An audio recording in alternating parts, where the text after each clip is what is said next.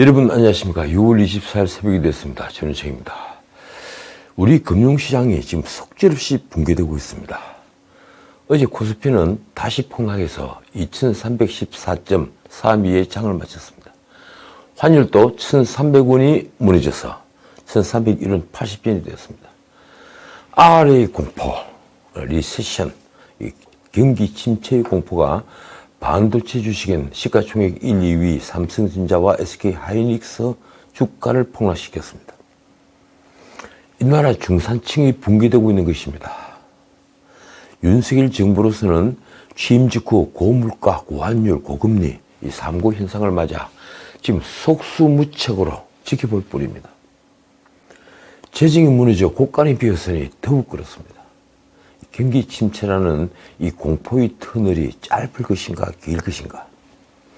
여기에 윤석열 정부와 우리 국가 대한민국의 명운이 걸려 있습니다. 자, 오늘 얘기하기 전에 한 말씀 드릴까 합니다. 이 명예를 얻기 위해서 정치에 뛰어드는 자들은 반드시 실패합니다. 정치판은 명예를 얻을 정도로 모두의 존경을 얻을 수 없는 전장이기 때문입니다. 모두가 만족하는 정책은 없습니다. 정치는 대립하는 의견들을 조정하는 작업이기도 합니다. 그래서 피해가 있기 마련입니다.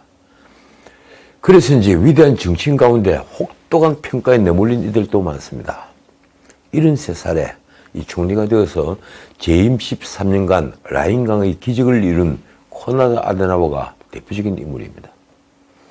그를 두고 사가들은 자기 중심적인 권력형 인간, 동료들을 이용한 뒤에 근거 없는 비방과 모략으로 파멸시킨 비열한 인간, 군모술수로 대중을 장악한 노회한 정치인으로 평가합니다. 역사의 기록은 이렇게 무서운 것입니다. 사실 명예라는 것은 정치판에서는 권력욕에 지나지 않는 것입니다. 그렇다면 정치는 명예와 아무런 상관이 없는 직업입니다. 그러니 이 대통령을 지낸 자가 퇴임 직전에 스스로 무궁화 대훈장이라는 최고 훈장을 받는 게 터무니없게 보이는 이유입니다. 저는 윤 대통령이 이 이상한 제도를 폐지했으면 합니다. 영국 국회 의사당 앞에 서 있는 디즈레일리, 글래드스턴, 처칠 이런 분들이 동상은 모두 사후에 헌정되었습니다. 마거릿 대처 여사의 동상은 퇴임 후에 알츠하이머 병이 깊었을 때 헌정됐습니다. 말하자면 그분들은 스스로 명예를 얻은 게 아니라 국민이 명예의 관을 휘어준 것입니다. 초미의 관심을 끌었던 이준석의 징계 결정이 미뤄졌습니다. 국민의힘 중앙윤리위원회는 22일 이준석의 성상납 증거인멸 의혹과 관련해서 7월 7일 윤리위를 다시 열고 이준석 본인의 소명을 청취한 뒤에 징계를 심의 의결하기로 했습니다. 윤리위는 이준석에게 7월 7일 출석을 요구했습니다. 윤리위원장 이양희는 22일 밤 11시 50분쯤에야 이 윤리위원회 회의를 마친 뒤에 김철근에 대해서는 증거인멸 의혹, 이 의혹에 관련된 품위유지 의무 위반으로 징계 절차 개시 결정을 했다고 말했습니다. 김철근은 이준석의 지시를 받고 성상납 의혹을 무마하려 제보자를 만나 성상납이 없었다는 취지의 사실 확인서를 받으면서 7억 원 투자 각서를 써준 혐의입니다. 김철근이 징계 수위에 대한 이양희의 말입니다. 징계 절차 개시를 했으니까 더 소명을 들어봐야 한다. 아직 의혹이 덜 풀렸다. 무엇이 덜 풀렸다는 겁니까? 솔직히 국민의힘이 이 문제를 대하는 그간의 태도를 수긍할 국민은 많지 않습니다. 상식적으로 성상납이 없었는데도 이준석이 장모라는 자에게 전화를 걸어 대진으로 사람을 내려보낼 테니 만나달라고 했을까요? 이준석과 장모의 통화 녹음 파일을 들어본 사람이라면 누구든 이준석이 초약한 범법 사실을 감추기 위해 증거인멸을 시도했다는 사실을 수긍할 것입니다. 성상납 사실이 전혀 없는데도 이런 모함을 받았다면 사람들은 그 모래간 자를 회유하기 위해 이런 행동을 하지 않습니다. 오히려 진실을 털어놓으라며 다그치겠죠. 그런데 이준석은 장모와의 통화에서 사실관계를 일절 다투지 않습니다. 대전에 간 사실, 성매수를 한 사실, 그리고 뇌물을 받은 사실, 이런 사실을 일체 다투지 않습니다. 대신 다그치는 사람은 장모입니다. 자기가 어려웠을 때, 찾아갔을 때 생깠다, 이런 저질 표현까지 사용합니다. 이준석은 그 대부분을 수긍하면서 사람을 내려버릴 테니 만나달라고 애원조로 말합니다. 이런 녹음 파일이 폭로되는데도 이준석의 편에 든 사람들은 아직 성상납에 대한 증거는 없다고 주장합니다. 이준석 본인부터 성상납은 물론 증거인멸 행위까지 자신을 무관하다고 잡아댑니다. 너무나 상식적이지 않습니다. 왜들 이러는 걸까요? 이런 방식으로 사태를 모면할 수 있다고 생각하는 것입니까? 아무리 대중을 개돼지로 보는 오만함이 몸에 배어 있다 하더라도 이건 선을 넘은 행동입니다. 22일엔 한때 이준석의 정치 길잡이로서 거의 로망이었던 김종인이 끼어들었습니다. 그는 CBS 라디오에 나가 이준석의 윤리위 징계 심의를 두고 이렇게 말했습니다. 일반 국민에겐 서로 세력 다툼을 하기 위한 것처럼 비춰지기 때문에 당의 장래를 위해 절대로 긍정적이라고 볼 수가 없다. 세력 다툼 때문이라고요? 도대체 그걸 말씀이라고 하는 겁니까? 그는 이런 말도 했습니다. 이 대표가 윤리위에 회부가 된 게 납득되지 않았다. 윤리위 판단의 기준이라는 건 뭐가 있느냐? 정확한 증거가 확보된 다음에 해야 되지 않겠느냐? 그가 덧붙인 말은 그가 만약 지식인이라면 절대 할 수 없는 말입니다. 경찰 조사가 아직 끝나지 않았기 때문에 경찰 조사가 끝날 때까지 윤리위원회가 판단을 할 수는 없다고 본다. 이게 무슨 말인가요? 지금까지 국민의힘에서 징계를 받은 사건 중에 수사가 완전히 끝난 뒤에 징계를 하는 경우가 몇 건이나 되는 겁니까? 김종인은 진행자가 윤리위가 당의 품위 훼손 여부로 판단할 수 있지 않느냐고 묻자 그건 말도 안 되는 소리라며 이렇게 말했습니다. 당 대표를 징계하는 과정에서 뚜렷한 증거도 없이 무슨 놈의 그냥 막연하게 품위니 어쩌니 이래서 판단할 수는 없다. 도대체 그가 말하는 뚜렷한 증거는 어떤 증거일까요? 그는 이준석이 만약 징계를 받는다면 국민의힘이 타격을 받는 걸 염려했습니다. 이 대표가 실질적으로 징계를 만약 받는다고 했을 적에 당이 아마 치명적 결과가 나올 거라 본다. 그는 그 치명적 결과를 이렇게 설명했습니다. 이 국민들이 이 대표가 젊은 나이에 당을 대표하는 사람이 됐기 때문에 사람들에게 저 당이 과거와 달리 변할 수도 있는 정당이라는 기대감을 줬는데 이제 그 기대감이 사라져버리는 것이다. 그는 그것을 옛날 새누리당으로 돌아간다고 생각하는 것이라고 했습니다. 당의 모습이 그렇게 갈 것 같으면 다음 총선을 기약할 수 없다. 이준석은 성역인가요? 김종인은 지난 대선에서 윤석열에게 쫓겨나자 이재명 캠프를 기웃거린 사람입니다. 당시 언론에는 이재명의 김종인, 안철수와 김동인을 더하는 반윤석열 연합을 가상하는 기사들이 떴습니다. 권력의 냄새를 동물적으로 알아채는 본능, 그리고 그 권력을 얻기 위해서는 무엇이든 하는 것, 온갖 모략을 쓰는 것, 정략을 쓰는 것. 그것은 정치인의 길이 아니라 정상배의 길일 뿐입니다. 어떻든 김종인은 이준석이 징계를 받으면 탈당할 가능성이 있느냐는 질문에는 이렇게 답했습니다. 본인이 어떻게 판단하느냐의 문제다. 내가 보기에는 징계가 그렇게 쉽지 않을 것이다. 그는 심지어 이준석과 배현진이 최고회의에서 충돌한 데 대해서도 이준석 편에 섰습니다. 왜 대표에 대해서 최고위원 한 사람이 강력하게 비난을 하고 덤벼드는 것이 잘 납득이 가지 않는다. 참 기가 막힙니다. 무엇이 이들이 눈을 가리는 것일까요? 막상 이준석이 윤리위를 앞두고 한 말은 다시 한번 그가 과대망상에 빠진 게 아니냐는 의심을 하기에 좋겠습니다. 이준석은 20일 밤 페이스북에 자신을 로마사에 나오는 한니발 장군에 빗댔습니다. 결국 그에게도 포인의 진정보다 어려운 게 원로원 내의 정치 싸움이었던 것 아니었나.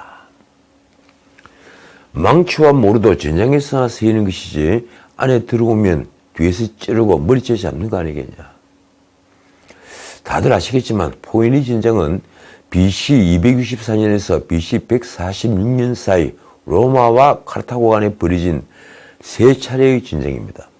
그 중에 두 번째 전쟁, 제2차 전쟁은 카르타고의 명장 한니발의 이름을 빌려 한니발 전쟁이라고 부릅니다. 망치와 모루는 대장간의 도구죠. 망치와 모루 전술은 아무리 강한 쇠도 모루에 대고 망치로 두들겨 패면 꺾인다는 뜻으로 한니발의 포위 전술을 일컫는 말입니다.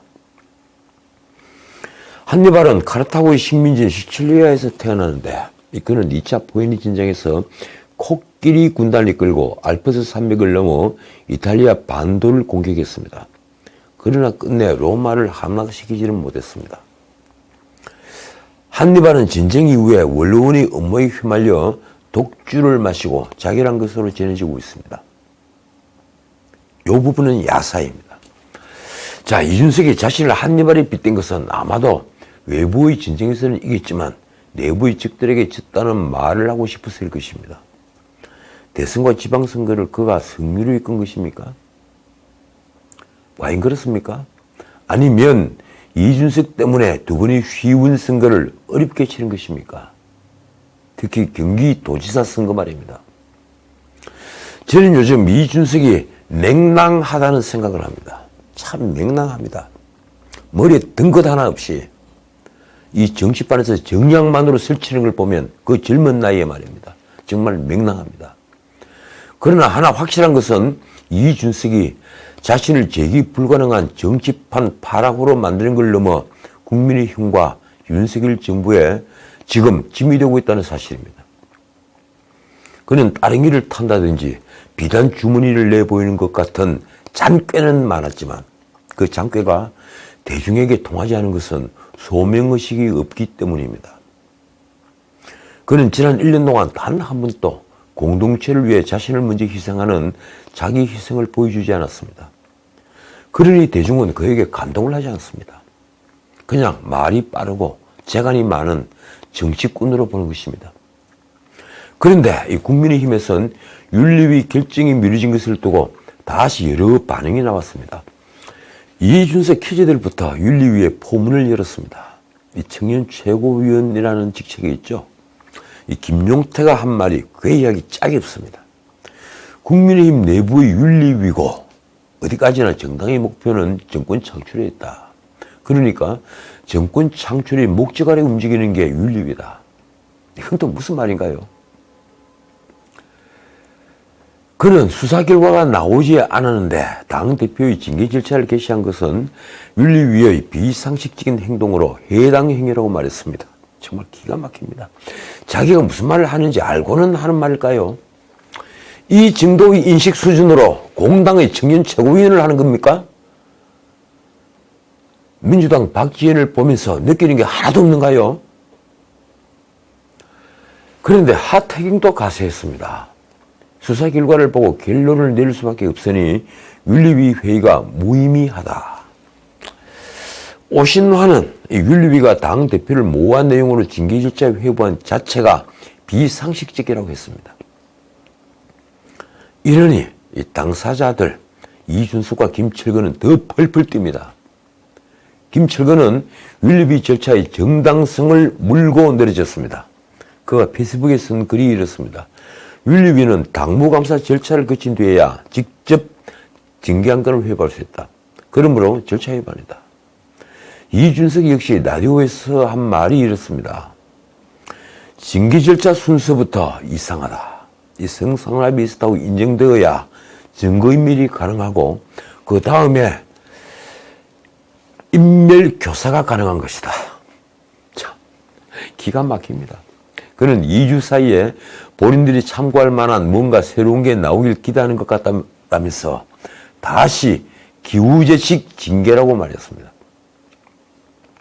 그렇습니다. 이 성상납이 없었는데 신복인 김철근을 심야에 대전까지 내려보내 그것도 장모라는 자에게 전화를 걸어 대전 내려가니까 제발 좀 만나주세요. 이렇게 애원을 하면서 말입니다. 그래서 대전까지 내려보내 치료군을 투자한다는 각서를 쓰고 성상납은 없었다는 확인서를 받아온 것입니까? 그 확인서를 경찰에 제출했을 때 오금이 저리지 않던가요? 저는 이준석에게 경고합니다. 대중을 속이겠다는 멍청한 꾀가 결국은 국민의 힘을 죽은 정당으로 만들고 있습니다. 제 결론은 이렇습니다. 윤리위가 7월 7일 어떤 결정을 내리든 게임은 끝났습니다. 자, 이제 다른 얘기 하겠습니다. 윤석열 대통령이 아침 출근길에 뉴스를 또 만들고 있습니다. 그는 23일 치안감 인사범벅과 관련해서 이런 말을 했습니다. 언론에 범벅이 됐다는 기사를 보고 알아봤더니 어이없는 일이 벌어졌다. 경찰에서 행안부로 자체적으로 추천한 인사를 그냥 고시해버린 것이다. 윤 대통령이 내린 결론입니다. 말이 안 되는 일이고 어떻게 보면 국기문란일 수 있다. 국기문란일 수 있다. 이 경찰청은 21일 오후 7시 14분 치안감 28명의 승진 전보 인사를 발표했습니다. 그런데 이 인사는 대통령이 결재가 인사가 아니었습니다. 임명권자가 대통령인데 말입니다. 다시 이 명단은 밤 9시 34분경 28명 중에 7명의 보직이 바뀐 채 발표됐습니다. 치안감은 치안총감, 치안정감위원 직급으로 굳이 비교하자면 군의 준장, 그래 장군이 된 사람과 같은 직급입니다. 14만 경찰에 30명 뿐입니다. 지도경찰청장은 경찰청장 추천과 행안부 장관의 제청 그리고 대통령이 재가 절차로 임명합니다. 그런데 행안부에 파견된 경무관이 최종안이 아닌 인사안을 보내주는 바람에 혼선이 빚어졌다는 게 이 경찰청의 설명입니다. 실무자의 실수라는 것인데 황당한 일이 벌어진 것입니다. 도대체 인사안 정정에 왜 2시간이나 걸렸을까요? 그게 실수라면 말입니다. 결국 행안부와 경찰청장 간에 인사안을 둘러싼 알력이 있었던 게 아니냐는 의심이 일었습니다. 최근 행안부가 경찰을 통제하는 안을 두고 경찰의 반발이 커진 것과 맞물렸습니다. 어쨌든 윤 대통령은 경찰을 질책했습니다. 윤 대통령은 인사권자는 대통령인데 이 대통령 재가도 나지 않고 행안부에서 검토해서 대통령에게 의견도 내지 않은 상태에서 그러한 인사가 밖으로 유출되고 이것을 또 언론에다가 마치 인사가 번복된 것처럼 나간다는 것 자체는 아주 중대한 국기문란이라고 설명했습니다. 그가 뒤에 덧붙인 말입니다. 아니면 어이없는 공무원으로서 할 수 없는 그런 과오라고 볼 수 있다. 이 황당한 상황을 보고 언론에서는 인사가 번복됐다고 하는데 번복된 적도 없다. 저는 행안부에서 나름대로 검토해서 올라온 대로 재가를 했다. 윤 대통령은 또 최근 경찰 안에 행안부가 경찰을 장악하려 한다며 반발이 일어나고 있는 문제도 언급했습니다. 행안부 내 경찰국 신설로 이 경찰 수사 독립성이 제외될 수 있다는 지적에 대한 답변입니다. 경찰보다 이 중립성과 독립성이 강하게 요구되는 검사 조직도 법무부의 검찰국을 잘 두고 있다. 그는 뒤에 이렇게 덧붙였습니다. 치안이나 경찰 사무를 맡은 내각의 행안부가 경찰에 대해 필요한 지휘 통제를 하고 이 독립성이나 중립성이 요구되는 부분에 대해서는 당연히 헌법과 법률에 따라 원칙에 따라 이루어질 것으로 보고 있다. 솔직히 맞는 말입니다.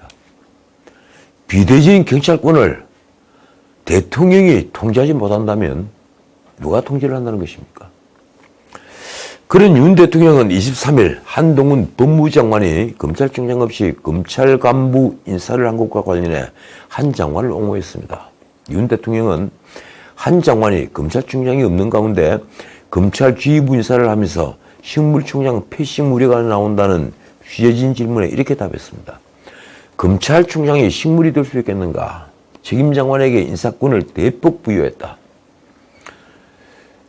윤 대통령이 뒤에 덧붙인 설명이 이렇습니다. 검찰총장은 전국 검찰이 수사를 지휘하는 사람이기 때문에 어차피 인사권은 장관 제청을 받아 대통령이 하는 것이다. 검사나 경찰 인사에 대해 책임장관으로서 인사권한을 대폭 부여했기 때문에 아마 법무부 장관이 능력이라든지 이런 것을 감안해 잘 했을 것으로 본다. 그런데 말입니다. 그런 윤석열 대통령은 2020년 10월 문재인 정부 당시 추미애가 검찰총장이던 자신과 아무런 협의 없이 검찰 인사를 하자 법사위 국정감사에서 이렇게 말한 바가 있습니다. 인사권도 없고 주변에서 다 식물총장이라고 한다. 윤 대통령은 총장 공백이 길어지는 와중에 법무부 중심 인사가 계속되며 수사의 독립성, 중립성을 훼손한 것 아니냐는 말도 나온다는 질문에는 이렇게 답했습니다. 수사는 진행되면 외부에서 간섭할 수 없다. 간섭하는데 가만히 있으면 그게 수사기관이겠느냐. 그런 건 걱정 안 해도 될 것 같다. 그러면서 한 말이 이렇습니다. 이 중요한 건 그런 장관의 문제가 아니라 과거 청와대에서 직접 간섭하지 않았느냐. 그래서 내가 민정수석을 없애겠다 하지 않았느냐. 그럼 과거 많을 때는 100명 가까운 인력을 파견받아서 청와대가 권력기관을 직접 움직이는데 자신은 민정수석실도 없애고 또 정무수석실에 치안비서관실도 두지 않았다고 말했습니다. 자, 오늘 여기까지입니다. 이 윤 대통령이 2019년 11월의 귀순놈인 강제북송 사건 진상규명을 시사한 것과 관련해서 여야가 설전을 벌였습니다. 당시 국정기획상황실장이었죠. 윤건영이 20일 페이스북에 쓴 글이 이렇습니다. 윤석열 대통령에게 묻는다. 엽기살인마를 보호하자는 말씀인가? 그는 당시 북송한 어민, 그 어민은 16명의 무고한 동료들을 죽인 흉악범이라고 했습니다. 국민의힘 대변인 허은하가 맞받았습니다. 문재인은 20년 전에 이 11명을 살해한 페스카마호의 조선족 선원 6명을 끝까지 변호했고 재판 이후에 영치금도 넣어준 것으로 알려졌다. 그녀는 흉악범죄 옹호를 비판하려면 문재인에게 먼저 말하기 바란다고 썼습니다. 윤 대통령은 흉악범죄를 보호하자는 것이 아니다. 국가의 존재 이유와 역할에 대해 살펴보겠다는 것이다. 그렇습니다. 일단 귀순 의사를 밝힌 북한 선언을 헌법에 따라 국민으로 간주하고 충분한 조사를 한 뒤에 마땅한 후속 조치를 했어야 한다는 말입니다. 문 정부가 사흘 만에 강제 북송한 이유는 과연 무엇이었을까요? 김건식도 그들었습니다. 이 북측 주장만 믿고 강제 북송된 탈북어민을 엽기살인마로 규정하고 그를 보호해서는 안 된다는 것이면 대한민국 국민을 소각 살해한 북한의 엽기살인마를 보호해야 하나? 무엇이 이들이 눈을 가렸을까요? 무엇이 이준석, 무엇이 김종인 이런 자들이 눈을 가렸을까요? 그것과 마찬가지로 무엇이 지금 민주당의 눈을 가리고 있을까요? 저는 이념이 문재인이 눈을 가렸다고 생각합니다. 이념이 모든 걸 초월하는 것은 정말 무서운 일입니다. 우리는 그런 5년을 보냈습니다. 지금까지 전우책이었습니다.